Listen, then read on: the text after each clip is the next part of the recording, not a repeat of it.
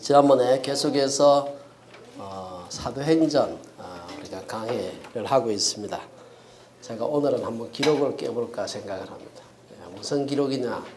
제가 설교를 짧게 하지 못하는 특별한 은사가 있는데 오늘은 제가 30분 대를 초과하지 않도록 노력을 한번 해보려고 합니다.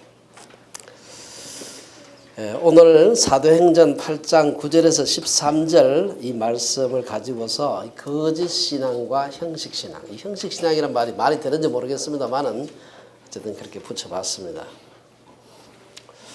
제가 아는 그 후배 중에 저희 그 후배이기도 하고 같은 학과는 아닌데 친구는 공대 기계공학과를 나온 친구고 그렇습니다. 그래서 대학원을 다닐 때 똑똑하고 우리 또 같은 학교 교회를 같이 다니고 저하고 같이 다니진 않았습니다. 제가 다녔던 교회를 저보다 한참 후배이기 때문에 다녔는데 그래서 거기서 교회 생활도 열심히 하고 또 학교에서 모이는 또 창조론 연구회 같은 데도 열심히 참여하고 그런 친구가 하나 있었습니다. 근데 그 친구가 사람이 굉장히 똑똑하고 좀 따지기 좋아하고 이제 그런 사람인데 나중에 보니까 이 친구가 졸업하고 난 뒤에 복음과 상황이라고 하는 우리 주빌리에서도 후원하고 있는 그 잡지사가 있습니다. 한국의 복음주의 계열의 가장 중요한 월간지 중에 하나입니다.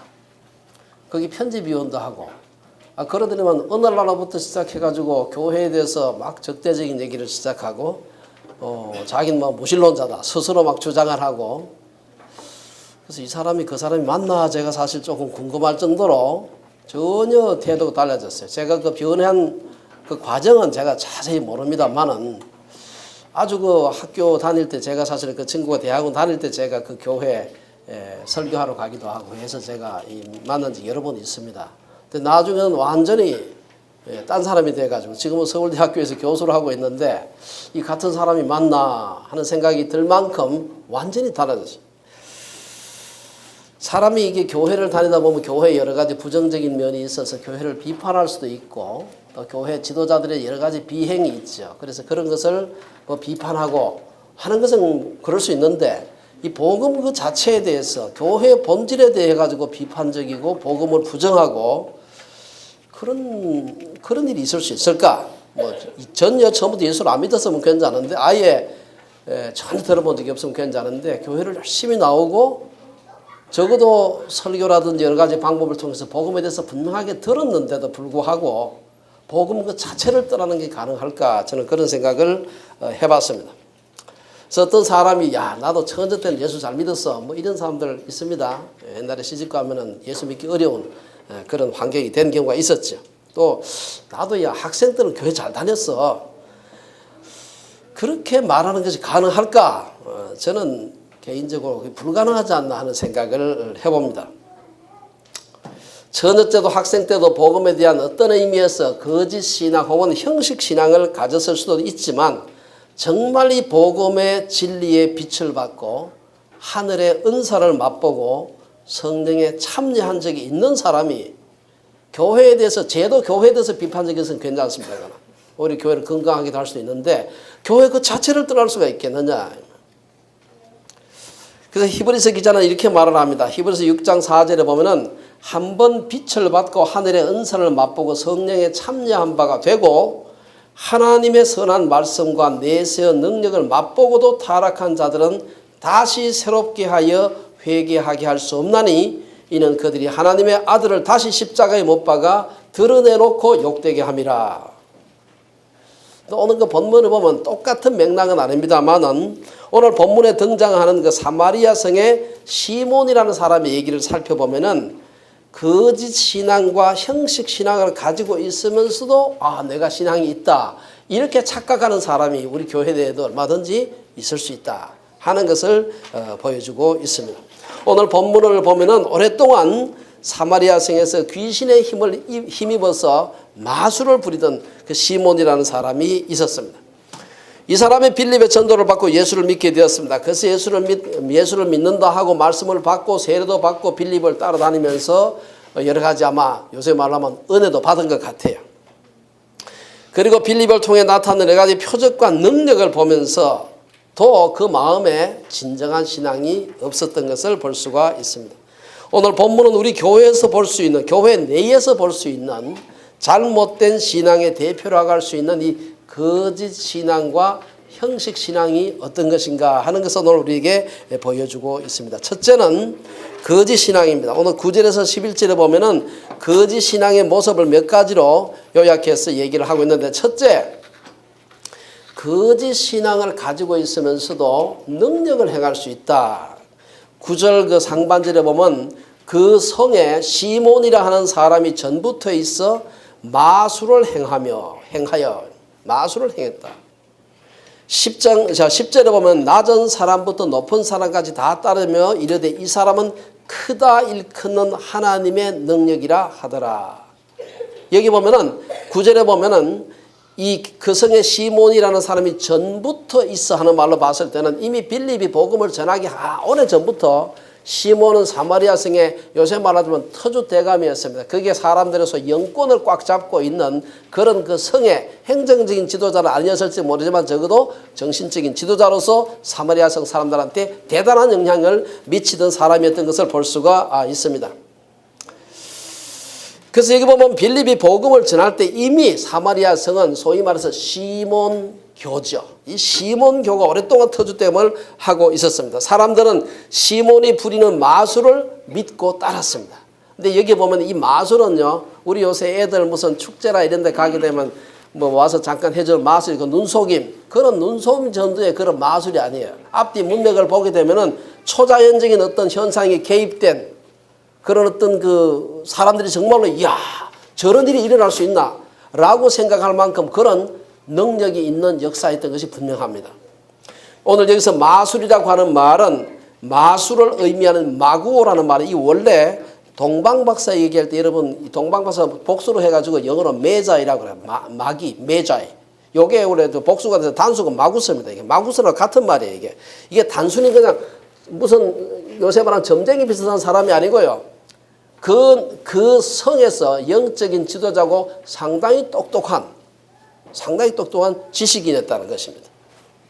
그래서 보면 성경에서 보면 동방박사를 얘기할 때도 그 말을 쓰고요. 또한 그 지혜자, 선생, 제사장, 점성술사, 지금도 조로아스터 교회에서는 그 사제를 가리켜서 말할 때 마구스라고 말을 사용합니다. 그래서 시몬이 마술을 행하는 자라는 말은 단지 큰 능력을 행하는 자 이런 뜻만 있는 게 아니고 지적인 면에서 영적인 면에서 그 성의 지도자였다는 것을 의미합니다. 실제로 시몬에 관해서 몇몇 전설들이 전해지고 있는데요. 2세기 중엽에 우리 기독교 역사에서 아주 중요한 인물 중 하나가 저스틴 마트라고 하는 사람이 있어요. 그 사람이 사마리아 성 출신입니다. 그 사람이 써놓은 글에 시몬에 대한 얘기가 있는데 똑같은 시몬인지는 학자들마다 조금 논쟁이 있습니다만 제가 봤을 땐 거의 같은 사람인 것 같아요. 거기 보면은 이 시몬이라는 사람에 대해서 말하기를 이 사람은 애굽에 가서 철학과 마술을 배워서 대시몬이라 이렇게 불리던 그런 사람이라고 합니다.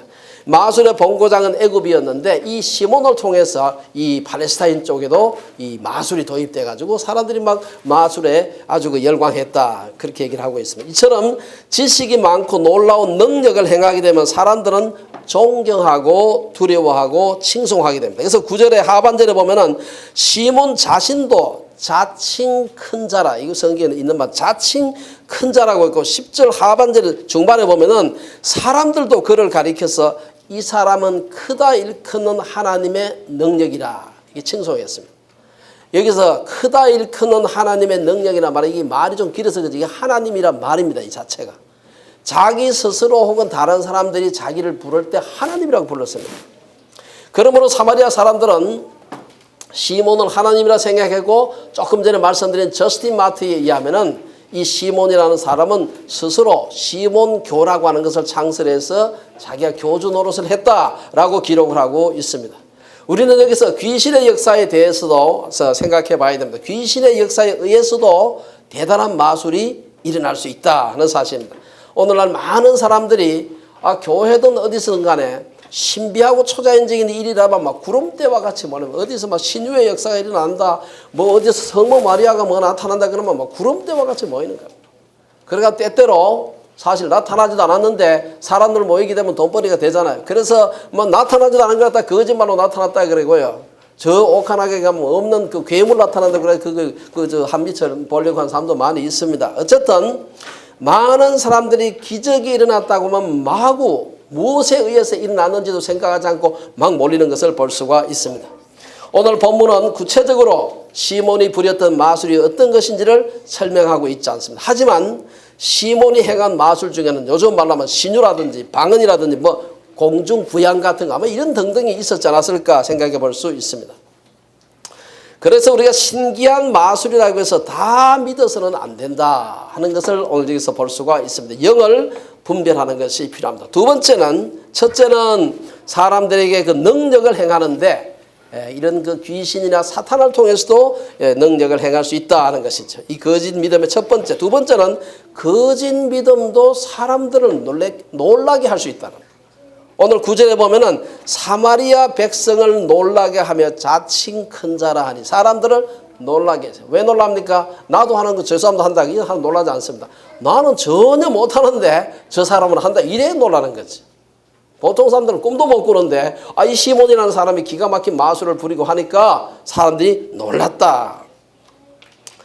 그 놀람의 결과 사람들은 시몬을 따랐습니다. 하지만 시몬의 마술은 빌립의 표적으로 인해 나타나는 결과하고는 전혀 달랐습니다. 빌립이 그 성에 가서 복음을 막 전했는데 그 결과가 지난 시간에 우리가 살펴봐 1절에서 8절까지 보면 나오는데 거기 보면은 빌립이 복음을 전한 그 결과가 어땠느냐 중요한 결과가 아닌데 8절에 보면 오늘 본문은 아닙니다. 본문 바로 직전에 8절에 보면은 뭐라고 얘기합니까? 그 성에 큰 기쁨이 있더라. 빌립이 가서 복음을 전하고 사람들을 막 치료를 하고 치유를 하고 여러 가지 초자연적인 역사를 나타냈을 때 그 능력을 나타내고 말씀을 전한 결과가 그 성에 큰 기쁨이 있었다. 사람들은 자기에게 없는 지식을 가진 자, 능력을 행하는 자를 존경하며 따릅니다.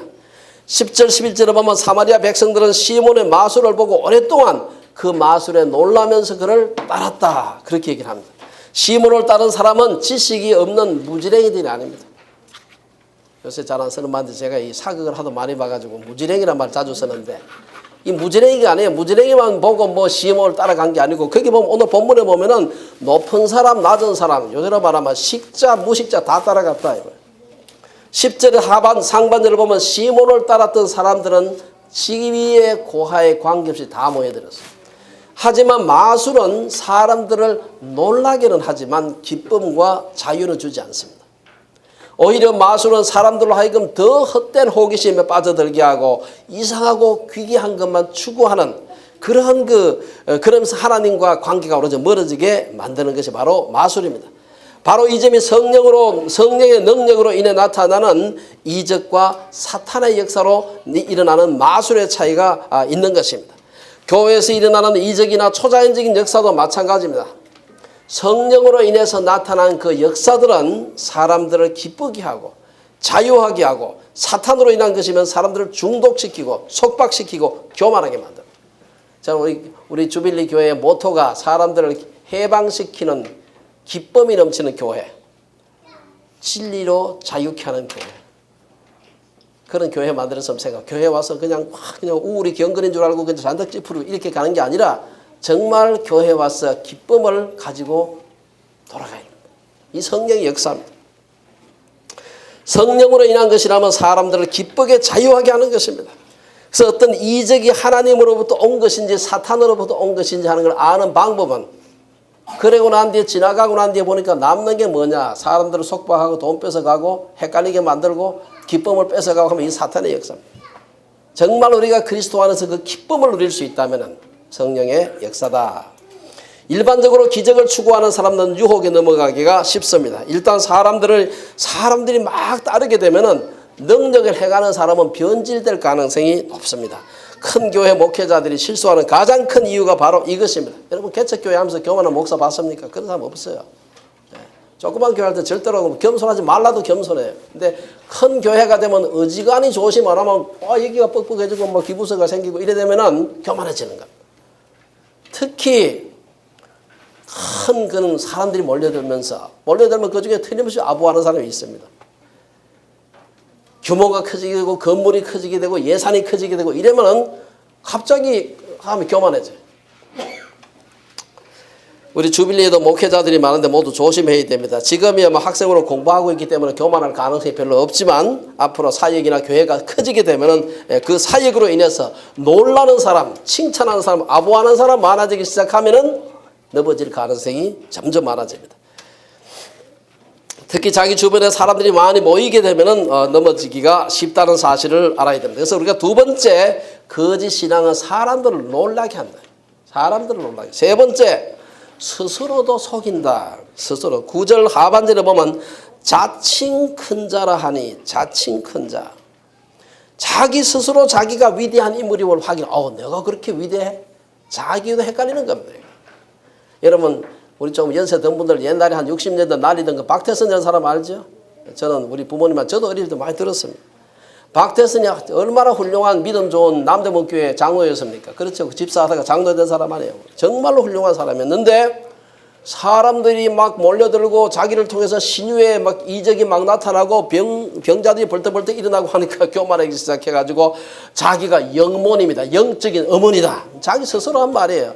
감람나무다, 뭐 동방의 의인이다, 이긴 자다, 이슬 성신, 참 구세주, 이 땅에 오신 새 하나님, 제 마음대로 그 나오는 대로 붙인 겁니다. 진정한 사기꾼은 어떤 사기꾼이냐? 진정한 사기꾼, 누굴 속여야 진정한 사기꾼? 자기 자신 속일 수 있어야 됩니다. 자기 자신이 확신을 갖고 있어야 다른 사람들도 속여먹을 수가 있습니다. 이건 조금 얘기는 다른데 저희 누님이 세상을 떠났습니다만 옛날에 교사를 하다가 자영 직장 따라간다고 교사 그만두고 가가지고 애들 좀 키우고 났는데 보험 모집인을 했는데 저희 누님이 보험 모집을 엄청나게 잘했습니다. 그래서 요새 삼성생명인데 옛날에 동방생명 있을 때 그게 얼마나 큰 회사입니까, 그게. 그래서 전국에서 손꼽히는 정도 들어가가지고요. 외국에 포상휴가도 몇 번 갔다 오고, 금열쇠도 몇 번 받고 대단했어요. 제가 우리 누님을 보면서 우찌기 저렇게 보험을 잘 파나 보니까 확신이 대단해요. 이 보험은 좋은 것이다. 보험은 좋은 것이다. 자기가 먼저 많이 사요. 나도 샀다. 그러면 하는데 너무 좋아가지고. 사람들이 안 속을 수가 없는 거죠, 사실은. 자기가 확신이 있는 것입니다. 이게 좋다고 생각될 때 다른 사람들에게 강력하게 아무런 양심의 가책도 없이 팔 수 있는 거지. 자기 스스로 자칭 큰 자라고 해요. 자기 스스로를 가리켰어요. 이 시몬이라는 사람은. 대부분의 이단 교주들은요, 남을 속일 뿐 아니라 진짜 이단 교주는 자기도 속습니다. 내가 감남한 놈이야. 뭐 이렇게 자기도 속는 것입니다. 말 잘하고 능력을 보이기 시작하면 주변에 사람들이 모이기 시작합니다. 권력과 금력이 생기면 반드시 권력 주변에는 기생하는 사람들이 생기게 됩니다. 그리고 이들이 아부를 하게 되면 그 아부에 속아 넘어가지 않는 사람이 거의 없습니다. 요새 여러분 이름 날리는 이단들 많죠? 신천지에 누가? 이만희. 이만희가 있는 게 아니라 이건 수많은 이단들 중에 하나입니다. 요새 뜨고 있는 이단일 뿐입니다. 하나님의 교회 누가? 장길자. JMS 누가? 정명석이. 통일교 죽었지만 문선명이, 뭐 세일교 이유석, 영생교 조희성이 뭐 다 전도관 박대선 포함해서 모두가 다 이단 교주가 되는 통로가 딱 있습니다. 능력이 있어요. 또 바보 같은 사람은 이단 교주 될 수 없습니다. 설교 잘하고 막 능력이 나타나고 하면 사람들이 모이죠. 그때부터는 이제 헷갈리기 시작하는. 내가 하나님이 됐지. 나만 몰랐나? 이렇게 하면 헷갈리기 시작하는 겁니다. 이때부터 이제 자기 스스로도 스스로를 속이고 자칭 큰 자라 하면서 속아 넘어가기 시작하니까 다른 사람들 다 속는 것입니다. 지도자가 되는 사람은 자기에게 아부하는 사람을 물리칠 수 있는 분별력과 용기가 필요해요. 용기. 사탄아 물러가라고 용기가 필요해요. 이에 가장 중요한 모범이 누굽니까? 예수님이시죠. 예수님은 자기가 예루살렘에 올라가 장로들과 대제사장들과 서기관들에게 많은 고난을 받고 죽임을 당하고 제3일에 다시 살아나야 할 것이다. 이제 일주일도 안 돼서 죽을 판이에요. 예수님 한 일주일 뒤에 죽을 판인데 그래 하니까 제자들은 지금 우리 선생님 지금 유대나라 지금 임금되면 좌의정 우의정 한 자리 하려고 좀 잔뜩 기다리고 있는 제자들이 봤을 때는 뭐 실망천만이죠 이게. 그러니까 뭐라고 합니까? 마태복음 16장에 보면 베드로 제일 열정이 많죠.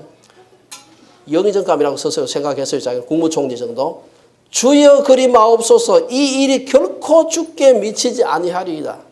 선생님이 그렇게 죽을 수 있나요? 이렇게 훌륭하신 분이. 사람은 누구나 자기가 믿고 싶은 대로 해석하는 경향이 있고요. 기왕이면은 내가 정말 이 큰 고난을 참 각오를 하고 나왔지만 상황이 좋아졌어요. 돈도 잘 벌리고 사람들도 모이고.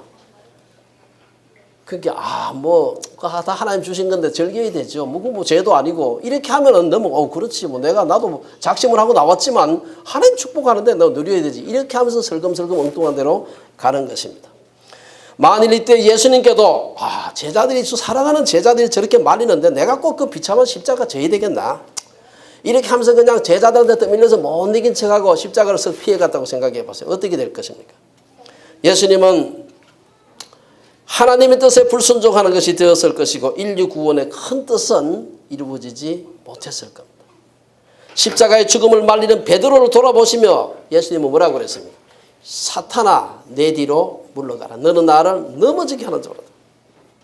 십자가 지지 말라고 하는 제자를 보고서 사탄이라 사탄.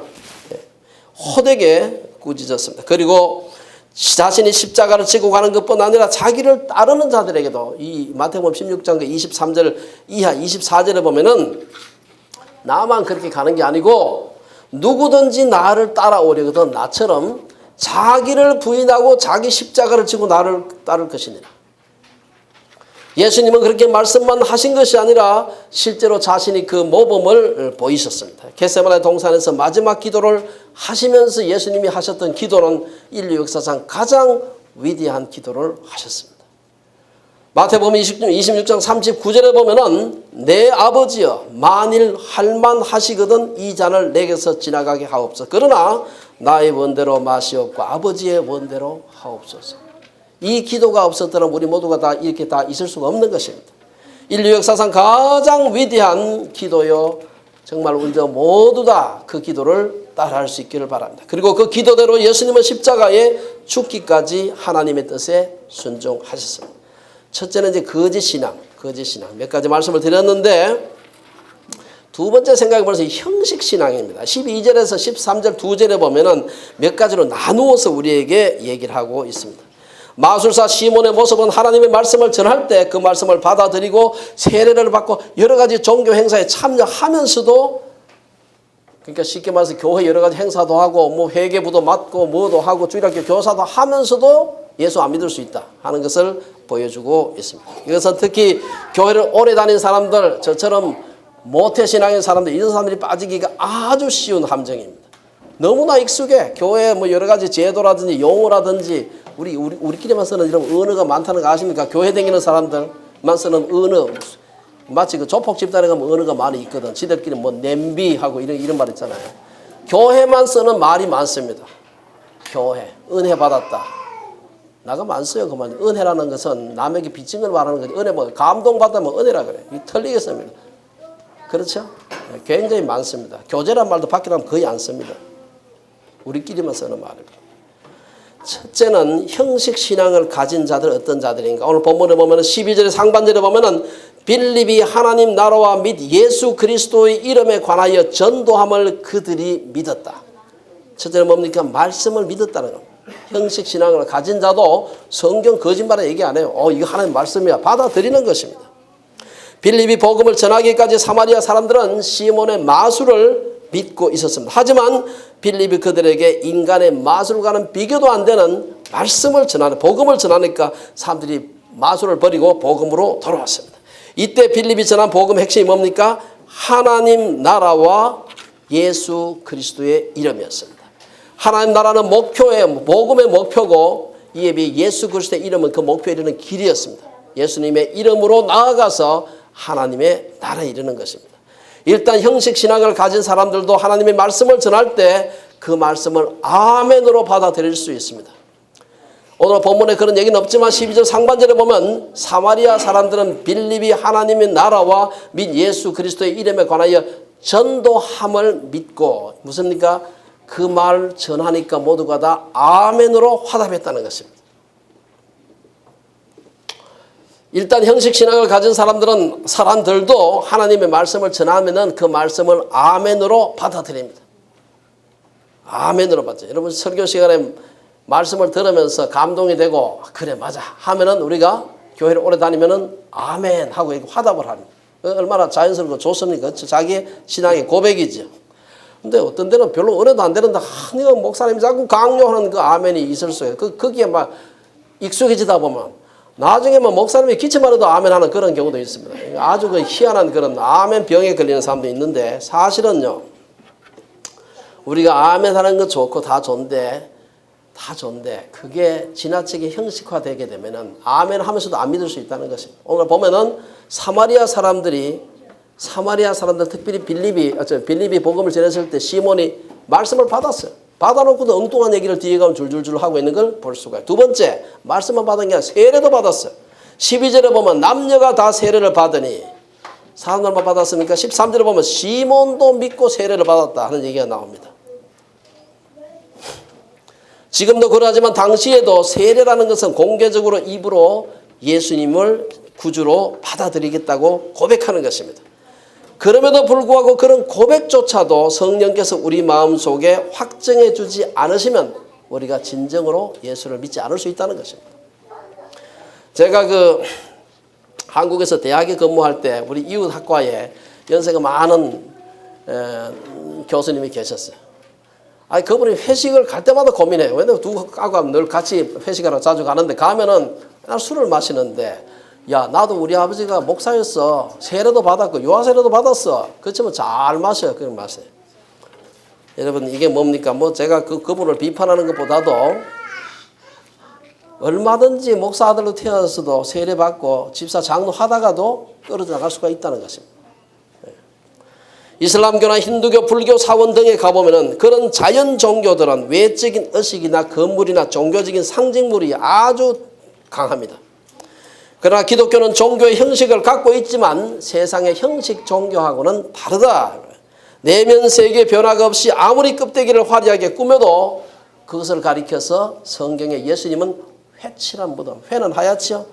무덤이 안에 썩어 문드러진 시체가 있어도 회를 딱 칠하면 하얀 게 멋진 것 같은데 안에 들어가 보면 썩은 시체들이 있는 것입니다. 이것이 바로 요한복음 3장에서 예수님이 니고데모에게 진실로 네게 이르노니 사람이 물과 성령으로 거듭나지 아니하면 하나님의 나라에 들어갈 수 없다라고 대답하신 것의 의미다. 세 번째, 이 사람이 믿고 말씀을 받고 세례를 받고 한 것은 아니라 그 뒤에 세례는 가만히 앉아서 받을 수 있지만 전심으로 따랐다. 13절에 보면 빌립이 한 곳에만 전도한 게 아니라 사마리아도 상당히 큰 땅입니다. 그게 여기저기 전도하러 다니니까 따라다녔어요. 전도사로 임명도 안 했는데 따라다녔습니다. 시몬은 말씀을 믿고 세례를 받았을 뿐 아니라 믿고 세례를 받은 후에 전심으로 빌립을 따라다녔다. 이 전심이란 말은 빌립이 가는 데마다 한 번도 안 빠지고 계속 따라다닌다는 말입니다. 그냥 근성으로 따라다니는 게 아니고 성실하게 열심히 빠지지 않고 따라다녔다는 얘기입니다. 그렇다고 빌립이 시몬에게 무슨 호텔 잡아주고 여행 경비 대주고 한 게 아니에요. 자기 돈 가지고 따라다닌 겁니다. 이렇게 열심을 가지고 빌립을 따라다녔음에도 불구하고 그는 성령에 대해서, 성령으로 거듭나는 데서 알지 못했다. 이러한 시몬의 모습은 교회에 다닌 지 오래된 사람들 우리가 생각을 해봐야 됩니다. 교회 일에 열심인 사람들, 종교적인 일에 너무나 익숙해진 사람들에게 주는 메시지가 있는 것입니다. 오늘 우리는 교회 일이나 그 외 종교적인 일에 열심을 내면서도 까딱하면 예수님에 대해서 잘 모를 수 있는 것입니다. 실컷 울다가 누구 죽었지? 실컷 잘 먹고 있다가 오늘 누가 장가가지? 이 똑같은 겁니다. 네 번째, 표적과 큰 능력에 놀라면서도 형식신앙만 가질 수 있다. 13절 마지막에 보면은 그 나타나는 표적과 큰 능력을 보고 놀랐다. 누가 놀랐습니까? 시몬이 놀랐다. 지금까지 시몬은 귀신의 힘을 빌려서 다른 사람을 놀라게 하는 사람입니다. 자기가 놀란 적이 없고요. 다른 사람을 놀라게 했어요. 근데 이제는 누가 놀랍니까? 빌립이 행하는 걸 보고 자기가 놀라는 겁니다. 그동안 남 놀래켰는데 이제 자기가 놀라는 거예요.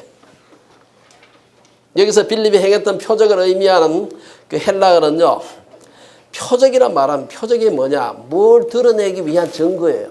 예수님이 구주라고 하는 것을 드러내는 증거지. 또한 능력, 표적과 큰 능력은 성령의 역사하는 가장 중요한 증거입니다.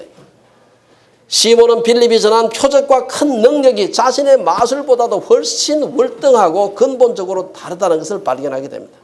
그는 빌립이 더러운 영을 제압하고 더러운 영에게 붙잡혀 있던 사람들을 예수 그리스도의 이름으로 치유하고 해방시키는 것을 목격했습니다. 이건 내가 하던 거하고 다르구나 알게 된 겁니다. 그리고 시몬은 후에 그것이 바로 성령의 역사라는 것을 알고 아는 까지 괜찮아. 그러니까 나도 돈 주고 저거 사야 되겠다. 오늘 본문은 안 나오지만 뒤에 그 얘기가 나옵니다. 이때까지도 몰랐는데 그렇게 많이 보고 전심으로 따라다니고 세례받고 말씀 아멘 했는데 나중에 가지고 나도 좀 돈 좀 주고 사자 이렇게 하는 걸 봤을 때는 전혀 성령에 대해서 모르고 형식신앙을 가지고 따라다닐 수 있다.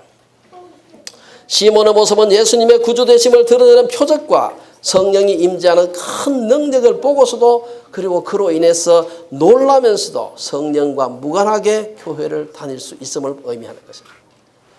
오늘 결론적으로 결론 말씀드리고 권면으로 마치겠습니다. 사마리아는 복음을 전하는 것이 쉽지 않은 지역이었습니다. 유대인들에 대한 사마리아인들의 정오심도 있고요. 그 지역을 사로잡고 있던 악한 영의 역사가 복음에 대한 사람들의 마음을 닫게 만들었습니다. 그런 상황에서 오늘 본문은 빌립을 통한 소위 파워 인카운터, 유시간말로 하면은 영적 대결이 일어나는 걸 볼 수가 있습니다. 아무리 악한 영의 저항이 있는 곳이라도 성령의 능력, 복음의 능력을 이길 수는 없는 것입니다. 빛이 비치면 어둠은 물러가는 것입니다. 사도 요한이 말한 것들은 그 빛이 어둠 속에 비치니 어둠이 그 빛을 이기지 못하더라. 오늘 여기서 우리에게 두 가지 중요한 교훈을 하고 있습니다. 첫째, 복음의 능력에 더하여 거짓 복음, 형식 복음의 위험에 대해서 말해주고 있습니다. 사마리아 사람들은 빌립의 전도를 받고 말씀을 받아들이고 세례도 받았습니다. 자원에서 전심으로 빌립의 전도를 따라다니기도 했습니다. 하지만 그들 중에는 시몬과 같이 거짓 회신자도 있었다는 것입니다. 기독교의 모든 형식에 참여하면서도 전혀 기독교와 무관할 수 있다는 것. 둘째, 성경이 말하는 리더는 예수님처럼 자기를 낮추고 다른 사람을 섬기는 자입니다. 저는 교회든 어떤 단체든 자기를 높이는 자는 무조건 거짓 선생이라 이렇게 한번 보면 틀림이 없다 생각합니다. 오늘 본문은 시몬이 스스로를 가리켜서 자칭 큰 자라. 하지만 성경이 보여주는 진정한 리더는 자기를 낮추고 자기를 예수님 앞에 내려놓는 자입니다. 진정한 리더는 자기를 높이고 자기를 전파하는 자가 아니라 빌립과 같이 오늘 본문은 아니지만 이전 본문에 8장 5절에 보면은 그리스도를 백성에게 전파하는 내가 자칭 큰 자라 자기를 드러내는 게 아니라 예수 그리스도를 전파하는 자다. 사도 바울의 고백과 같이 우리를 전파하는 것이 아니라 오직 그리스도 예수의 주되신 것과 또 예수를 위하여 우리가 너희의 종된 것을 전파하는 이게 리더입니다. 오늘 주빌리 어른들은 물론이고 우리 어린이들은 우리 교회에 지금 나와 있는 어린이들 주목. 어린이들은 다 대부분 다 부모님이 예수를 잘 믿는 그런 분들인데 어릴 때부터 태어날 때부터 예수를 잘 믿는 집에서 태어났기 때문에 매일 가정예배도 드리기 때문에 난 예수 잘 믿는다 그렇게 생각할 수 있어요. 여러분 노아 홍수가 났을 때 부모님이 예수를 잘 믿으니까 나는 자동으로 홍수에서 구원받을 것이다. 그렇게 우리 어린이들 생각할지 모르겠습니다. 홍수가 났을 때 부모님이 방주에 타고 계시기 때문에 난 저절로만 방주에 타고 있다. 이렇게 착각할 수도 있어요. 오늘 주빌리의 모든 어른들은 물론이고 어린이들이나 청소년들까지 시몬과 같이 거짓 신앙, 형식 신앙이 아니라 내 발로 걸어서 방주에 타고 내 입으로 시인해서 예수님을 구주로 고백하고 그래서 거짓 신앙, 형식 신앙이 아니라 정말 참된 신앙, 참된 영성을 갖는 우리 주빌리에 온 어린이들, 청소년들, 온 성도님들 되시기를 주의 이름으로 축원합니다. 기도하겠습니다.